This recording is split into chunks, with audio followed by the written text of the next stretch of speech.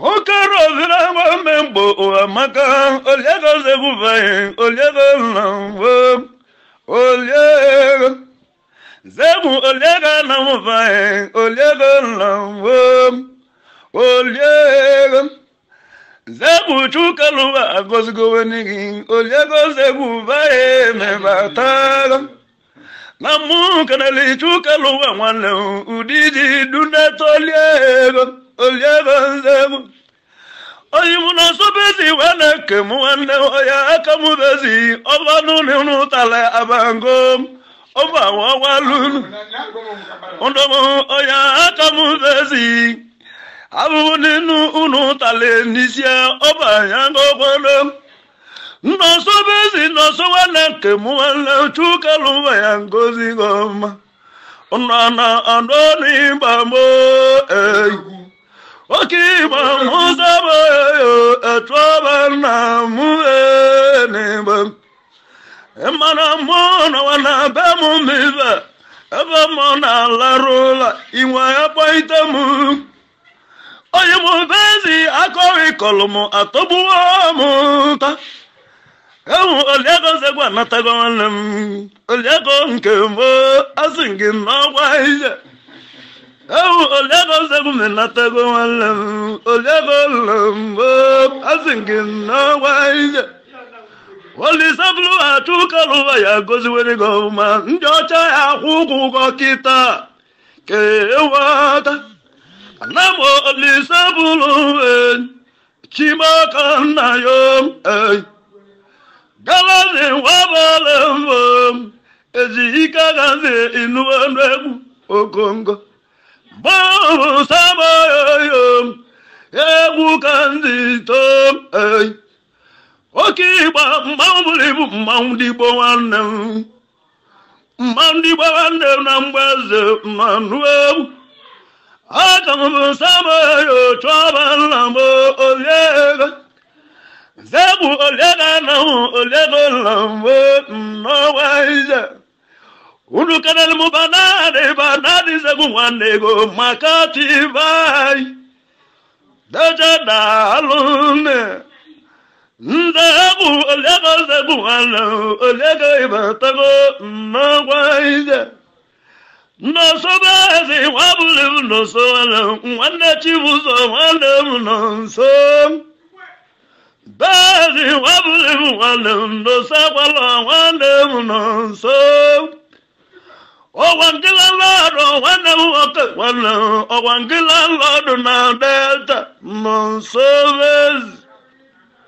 Wakaro Vidagumi Bawalo, Eguba Kazi, Oyimubazi, Dosa Walo, the Wutoda, Nikavas. Ikaramuko, the Dipokoya, Aquaba, Nambo, Chuda aluna sabezi wana undioliego zinato Oyimuka ya kwaba miba wana nandiagwe kenegogo Oyo chwaba na unekene kwenigi na india azingi sunu ndalo Mbunu bala tusara oliego zebu wana nkoliego bato Wane chukaluwa ya huga iba mayembo Bezi no sa kwalo no so wanankembo menalebo Yakuka mulu chibuza miba wandemo Uwakai nambo na benze Owa mubala jika jaki wandemo Owa ejika neko Ejika kajika jake wala Owa ejika miraculumbo Ejika miracle wala Ondongu oyiba manemelo Oba lima dezunoi Andulumomona nandoni bambo Oba lima dezuno wala Owatata kunungwazimo ogwo Oyo chwaba namukana turebe wananya Maka ebuka njelyo Oba libadezu na walemo. Azimna tu ya ngozi go. Tu go zere ba mwaibe. Ko ogazi kwalu ma meleka muandego ay. Oba libadezu na walemo. Ikarelimu eji ikarma meko ay. Oyo choba nam no nini dia. Anulumuna olega batago. Nzamu olega namu ohumwake. Odogu jelindia mbo ay. Nzamu olega zebu ayemwako. Ikarelimu chera bato. Makanoti mbabu chedu notisi wala. Owanginya wana. Wakiba sama ya bugolegwe. Oyimuka mbuli mambo. No sobezi no sakwalo. Odogu wande chibuzondo. Akamlona iba sama ya travewu. Maka egu maka mbunto. Okiba egu di betuka. Odi nipo wala. Ono kedeli modi nubu bando. Oji ora tazne oyele mwana muninaka. Iyele samo yondo. Otuka wano di betuka wana. Oyemu odini buba na India. Owangabo wana no yasingu. Egu makamba bayalong. Edache tuka ubana wana. Ikenelimu edache nkego. Bubalo wane ozogu chibaza wanego. Ikenego chibaza wanego nebang. Bufalo bu wabale bu munego. Obanje tukevo ay. Oyo toba nam kanam kurebegwe. Onogu non sobe zinalo ay. Karabaya dalisa ya tobegu. Oyi muno so wandemo ay. Karawi dalisa ya toba nebe.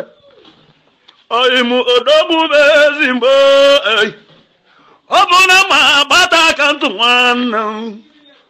Odogu izikano yo chobos nemba. Oki babu basaba ya. Yegu bakanja buwanugula. Oyo choba namu wana. Oyimbo yegu bakanja bukwiba. Odogo mawabula kwe kandam. Oyimu bezi no sakwalo wala. Mawana wana kanjan. Makana patrima andi gone down. Odogu ko ochologo zo ay. Bezi no sakwalo bago. Oyimu ko ochologo zo neba. Owana mo musawa chobewu. Ikerelimu wabunke wo neba. Adesibu waba desibu wana. Iba ewugalu wabunke mo. Okaro vinago moibo munamba. Undogo unana ndoni mbambo. Chuwaka muchikale tobegu. Chimbo unana waka sango nebang. Okalusina ba alusa beroko. Owa alusindindo chembo neba. Odana ba adamulo jande utakalusem. Abelemoka iduga mwivembo neba. Ananamo anemulibo aninina. Anina mawe kedego. Melena bambilo. Waka milimbango to neba. Melena bambilo. Azimbo mbele mbangoto ay. No sabeze no sakwalo. Ayimo nebwere telego nembo. Okiba ekwulolie goze mwanne ngimbo Iba de kwulolie go nambo Ochilozu ochili wado Unukenelimu ochilozu Ochili pastor wano chere wado banyo Ndeuto ochilozu nebang Ochilozu wado wine Odokumala Oimo pita kwole Owangebo wane toma akwolom Ndeuto ochilozu nebang Oyo toba mibekane hulonya Egumakanzito nebang Obu mbosabaya Mbosabaya zinuanegu Udumilibu oyimu jamisi Mbadulu jamisi udumile nebang Udumile na mundumila na mwale na mweze Ndautaku eke negongo nebang Ababuna oliago zekwa natago mwana Imana njoche ya kugowaji Ababuna oliago zekwa analugo mwana mwana Ondogo na njoche ya kugowaji Nzehebu oliaga na moye mwake Ondogo kene chugo kego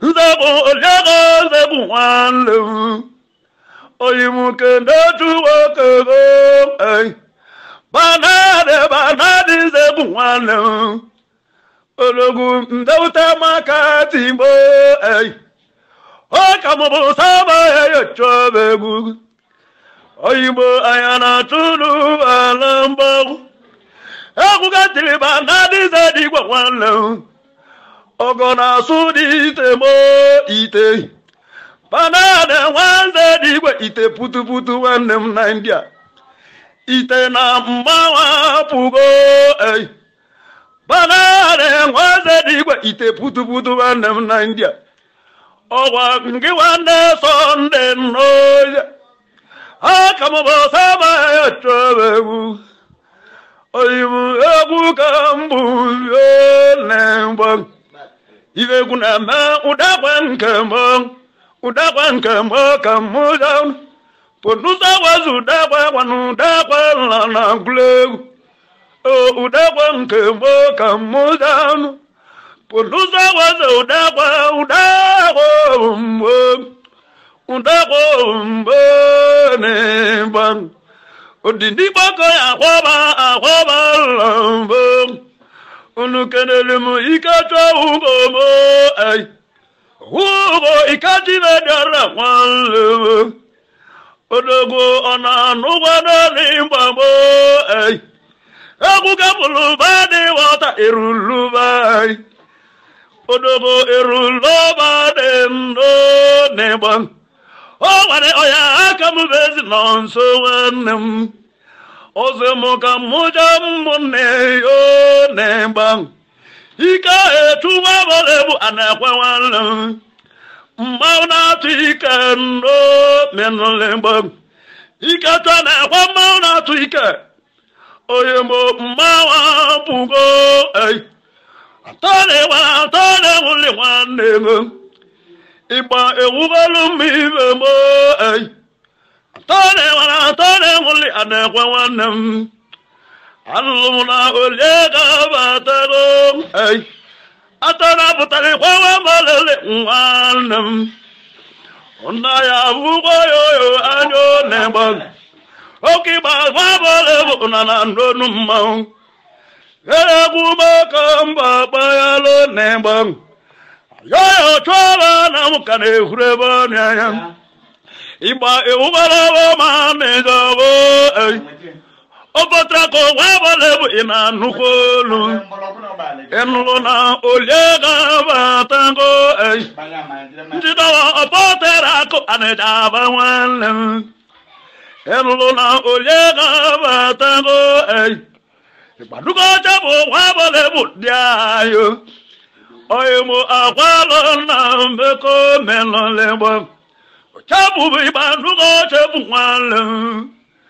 yanulona olega batago okiba saba ya kankulonu legu maka yegu kanito okiba mbasaba ya kankulonu legu oyibo owane yegu kanji azukwane mbazi no sobeze wabalole odogun welobu oyimu keribe mbelo yo no sobeze no soga wafalo odogun welobu owa nginde wuto daniko keribe mbele sama yo chobegu maka egu kanja kuguna oyo choba na muwanem Emawagana egu kanje igwagwa Don't sobeze no sakwalo inando numma Owane egu kanje lijwawa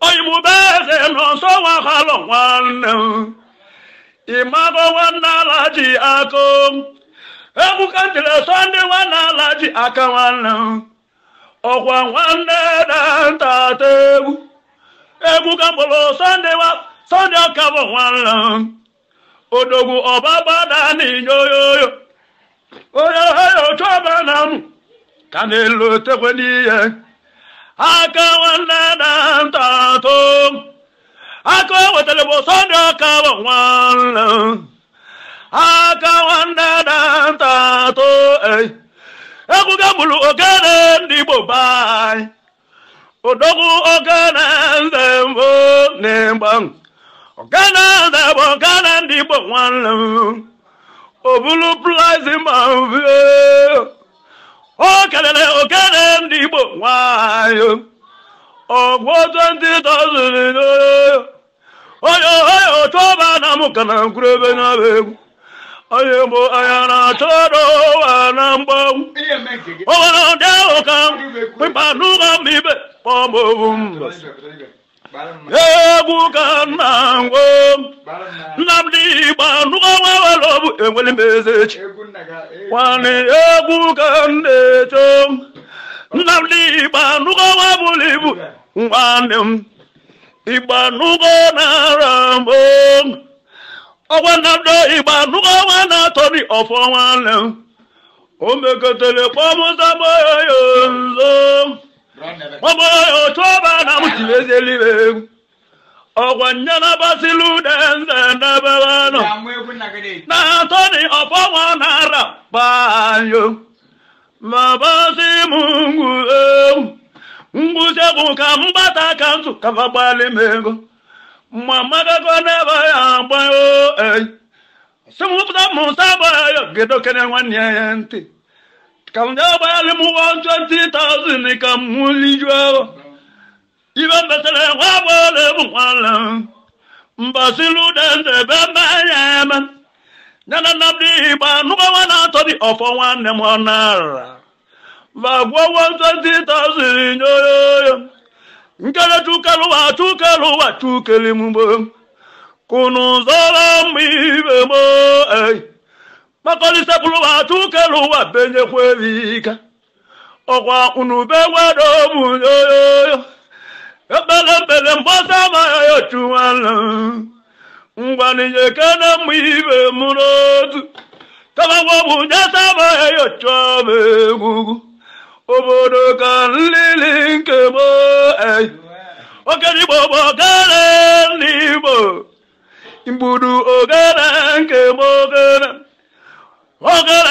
Ogana ndibo bayo Imbudu ewubalu miwe mo Non sabezi wama kwalo wano Ikelele mo osito bugo na bono Osto bugo wabole bu okechuwana Osito bugo mo Mocha wabole bu okechuwana Osito bugo kechuo Oyo choba mibe kana nkurebe waninya bengwe Ndo sobe zina nuzotegu ibudu Udogo mbawable kwe kanjaunu. Please subscribe to this channel.